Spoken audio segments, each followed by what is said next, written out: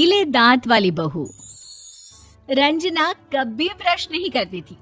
उसे कितनी बार उसके माँ बाप ने डांटा, लेकिन उसका कोई असर उस पर होता ही नहीं था, जिस कारण से उसके दांत पीले पीले हो जाते हैं। शादी के बाद।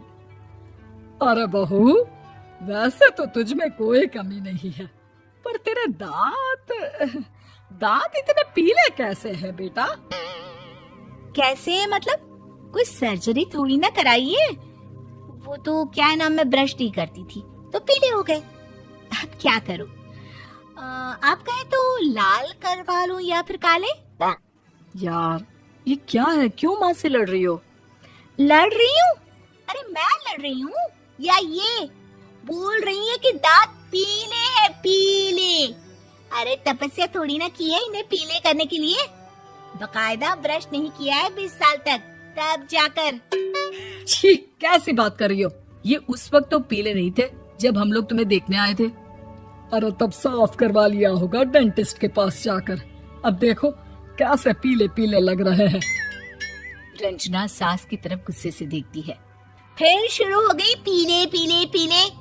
अरे पीले तो तब भी थे जब मेरे हाथ का रसगुल्ला उड़ा उड़ा कर खा रही थी और बोल रही थी, लड़की नहीं गुणों का खजाना दे रहे भाई साहब आप। खैर, अब वो लोग करते भी तो क्या करते, पीले दांत वाली बहू पल्ले पड़ी थी तो झेलना तो था ही। एक दिन कीर्तन में रंजना गाना गा रही थी। अरे कमला बहन, माँ का द्वार है, यहाँ तो सब शुद्ध होकर आते हैं, फिर अपनी बहू को ब्रश भी नहीं करवाती तुम। दूर से पीले पीले दांत भक्ति में बाधा उत्पन्न कर रहे हैं। अरे कोई 2 साल के बच्चे थोड़ी ना लेकर आई हूँ मैं बहू बनाकर। अच्छी खासी लड़की है, अरे कैसे करवाऊं ब्रश? ये तो उसे खुद करना चाहिए ना। अब माँ बाप तो इसके जैसे तैसे निपटा दिए, ये नहीं सोचा कि सास कैसे संभालेगी। सास बहू को लेकर घर आ जाती है, लेकिन सोच लेती है कि अब इसे लेकर कहीं नहीं जाएगी। अगले रोज बहू कहती है, अरे क्या हो गया, मंदिर नहीं जाना क्या? कीर्तन का वक्त हो रहा है। मेरी मधुर वाणी से कान्हा जी जागते हैं और सोते हैं। आप तो जानती है ना उनकी भक्ति में कितना मन लगता है मेरा। वो क्या है ना, तबीयत ठीक नहीं लग रही है मेरी, आराम करूंगी मैं। तबीयत ठीक नहीं लग रही? अभी तो मिथुन के गाने पर नाच रही थी आप, और अब बोल रही है कि तबीयत ठीक नहीं लग रही।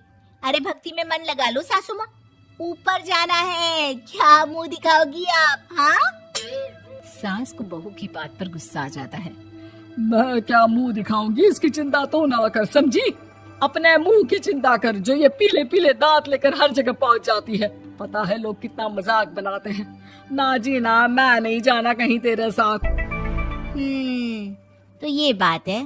कोई ना, मत जाओ, मैं अपने कमरे में ही बैठकर भक्ति कर लूंगी। ऊपर वाला दांत थोड़ी ना देखता है, मन देखता है, भावना देखता है। और अरे बस बस, तू सब कुछ दिखा, बस ये सफेद चमकदार दांत ना दिखाना किसी को, है? जा यहाँ से। बहू को सास की बात का कोई फर्क नहीं पड़ता, वो तो जैसी थी वैसी ही रह जाती है। सुबह नहाकर किचन में खाना बनाना, फिर खाना खाना, कीर्तन भजन करना और सो जाना। एक दिन, माँ जी मैं सहेली के घर जा रही हूँ, शाम को लेट आऊंगी। हाँ हाँ तो जाना, मैंने कौन सा तेरी आरती करनी है घर पर बैठकर।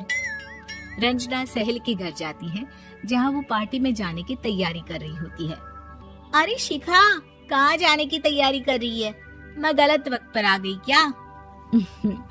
अरे नहीं यार, उल्टा सही वक्त पर आई है। मैंने ये साड़ी और ज्वेलरी निकाली है यार, शाम को इनके ऑफिस की एक पार्टी में जाना है। बताना कैसा लग रहा है ये सब? नहीं यार, इस ड्रेस के साथ तो वो वाली ज्वेलरी अच्छी लगेगी। हाँ हाँ सही बोल रही है, मैंने ध्यान ही नहीं दिया। वैसे तो हमेशा से मस्त फैशन सेंस रखती है। तो बड़ा जाती होगी ना पति के साथ पार्टी में। रंजना कुछ नहीं बोलती, बस सोचती है कि यार काश ये बात सही हो जाती, पर मैं क्यों नहीं जाती पार्टी में? क्या इन लोगों की कोई पार्टी होती नहीं होगी? रंजना घर आती है और रात में पति से सवाल करती है, एक बात बताइए, आप मुझे किसी पार्टी में क्यों नहीं ले जाते? क्या आपकी यहाँ ऑफिस में पार्टी नहीं होती? पति बेचारा क्या कहता कि दांत पीले हैं तुम्हारे इसलिए।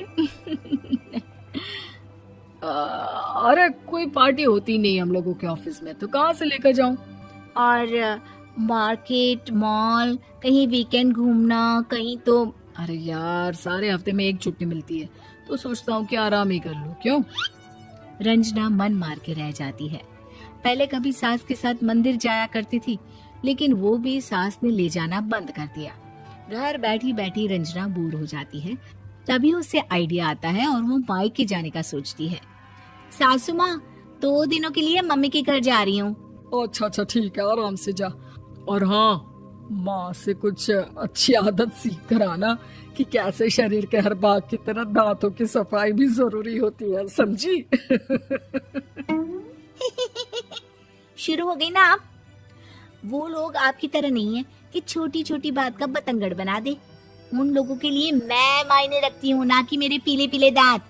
रंजना माँ को बिना बताए उन लोगों को सरप्राइज देती है, लेकिन जैसे ही वो दरवाजे पर पहुंचती है, अंदर देखती है कि घर वाले कहीं जा रहे होते हैं। अब माँ, काश रंजना दीदी के दांतों वाली प्रॉब्लम नहीं होती, तो वो भी हम लोगों के साथ चलती ना बुआ जी की बेटी की शादी में।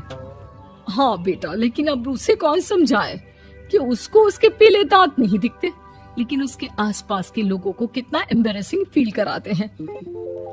मुझे तो कितनी बार उसके स्कूल की टीचर ने शिकायत की कि उसके साथ कोई लड़की बैठना भी नहीं चाहती, और ना ही कॉलेज में कोई उससे बात करना चाहता था। लेकिन पता नहीं क्यों उसे ये बात समझ में ही नहीं आती। कोई कमी नहीं है उस लड़की में, बस यही कि दांत पीले हैं। वो तो भला हो जीजा जी और उनकी माँ का, जो दीदी को जैसी है वैसे ही रखा हुआ है। रंजना को अपने घर वालों की बात सुनकर बहुत दुख होता है। वो सोचती है कि वो क्या करे, लेकिन फिर वो सीधा डेंटिस्ट के पास जाती है, अपने दांत चमकाती है और कसम खाती है कि वो रोज ब्रश करेगी। अरे क्या हो गया?